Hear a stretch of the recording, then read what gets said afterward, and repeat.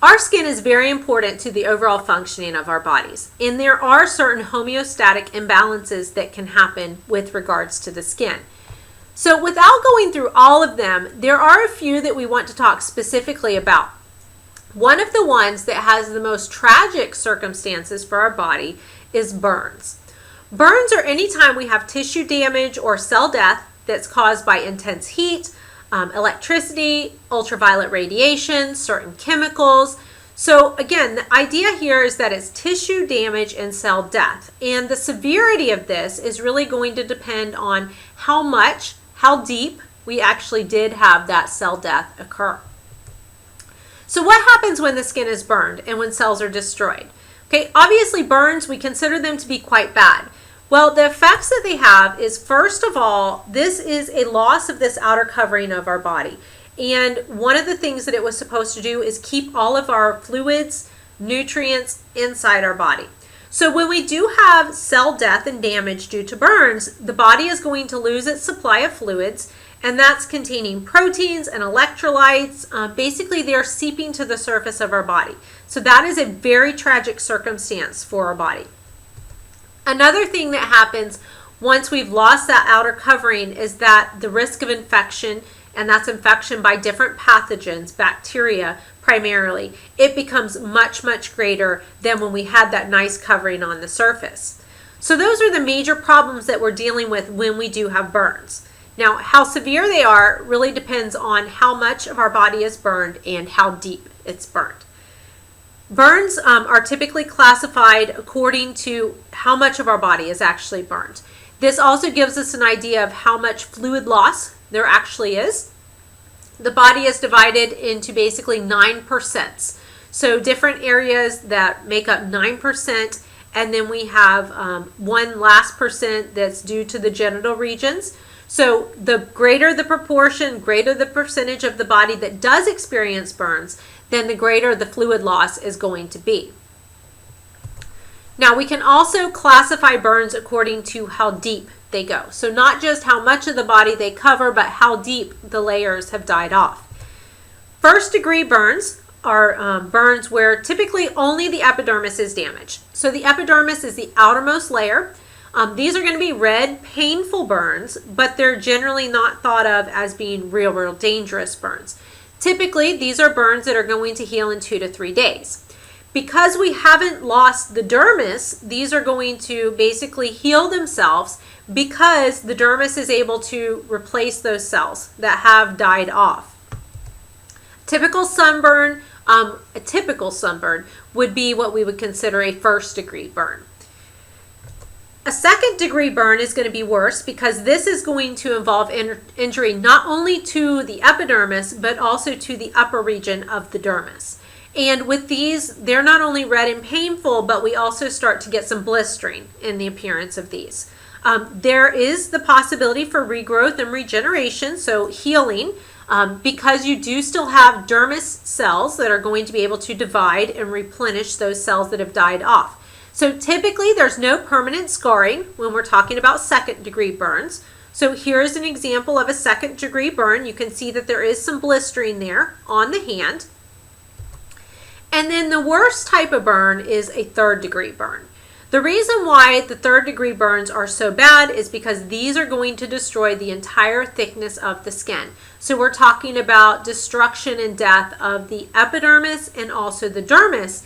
And what that means is that you don't have cells left that are going to be able to divide and replace those that have just been killed off.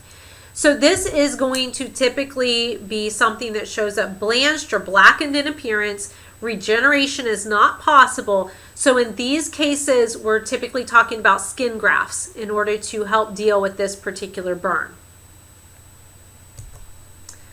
Other things that we can have, homeostatic imbalances in the skin, we can have things due to infections and allergies. Here's just a look at some of them. It's actually quite a long list that we could look at. We can have viral infections such as cold sores. Okay, so that's a version of the herpes virus. We can have certain bacterial infections. Impetigo is one example of that, and that's the middle picture there. And then psoriasis is actually an autoimmune disorder that happens, and you can see the different lesions that we do have on the skin due to psoriasis. So these can be due to pathogens, viruses, and allergies, autoimmune disorders as well. And then the last type of imbalance to talk about is skin cancer. Skin cancer is the most common type of cancer that we do have. And there are different types of skin cancer, and the severity of them, the prognosis is going to be different depending on the type. The first one that you see here is what we call a basal cell carcinoma. These are the most common of the skin cancers, and these are the least malignant. So these are the most curable. These typically occur on sun-exposed regions, and the treatment for this would be basically removal of the mole or removal of the skin cancer lesion. The second type, the squamous cell carcinoma, these usually occur on the scalp, ears, lower lip, somewhere like that. These tend to grow pretty rapidly, so early detection is really important for these. With these, there's a good chance of cure if it's caught very early on. Now, the last type is the melanoma. And the melanoma, it is the worst of them. This is a cancer specifically of the melanocytes, which were those pigment-producing cells. So when we're looking at these, they do tend to have a really dark black appearance to them. These can occur anywhere. These are often deadly. So with time, they do spread into the lymph nodes. And so with these, early detection is of utmost importance when we're talking about melanoma. Now, it's all about early detection, early recognition, so that we can get treatment started right away. So the ABCs of recognizing melanoma are what you see right here. Basically looking for asymmetry, so whether we have an uneven shape to it, is one side growing faster than the other side. Border irregularity, so this would be whether some of the borders of the mole are smooth or whether some of them are jagged like this. The color, basically looking for uneven coloration, so one side that's darker black, maybe some spots of brown inside of there, and then of course diameter is really important as well. So if it's changing, if it's growing and getting greater in size, that would be concerning. So in general, when we're talking about recognizing melanoma, we're looking for irregularities and irregular symmetry, coloration, border shape, diameter changes. Those would all be indications that it is something that should be looked into and checked into by a healthcare professional.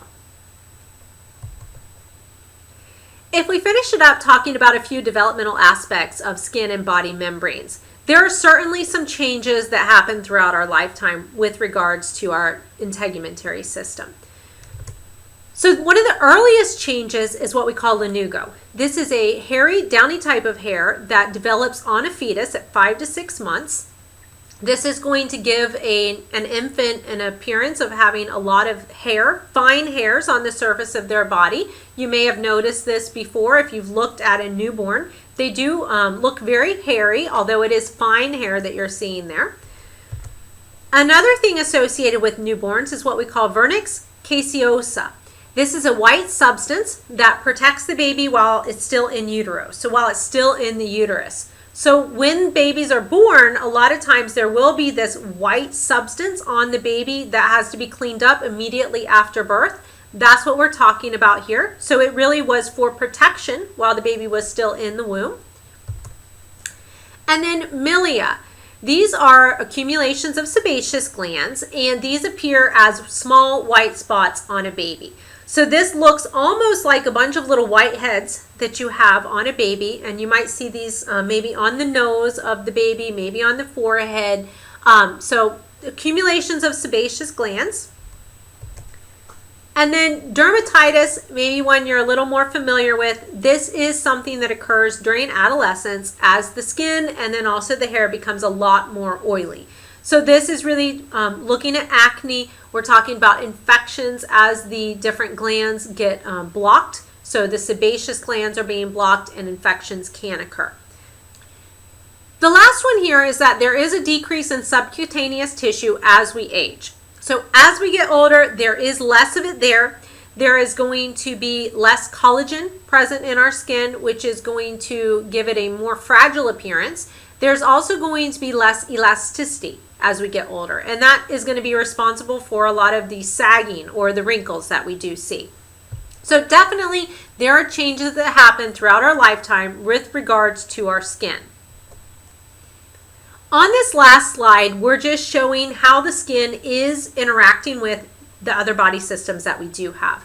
The skin is on the outside, but it is not isolated from these other systems. So the skin will be protecting these systems. It will be interacting with these systems in many cases, especially when we're talking about things like the nervous system, where the skin has the sensors and it will then allow for the information to be passed on to the nervous system so that we can respond accordingly to any threats that we might have.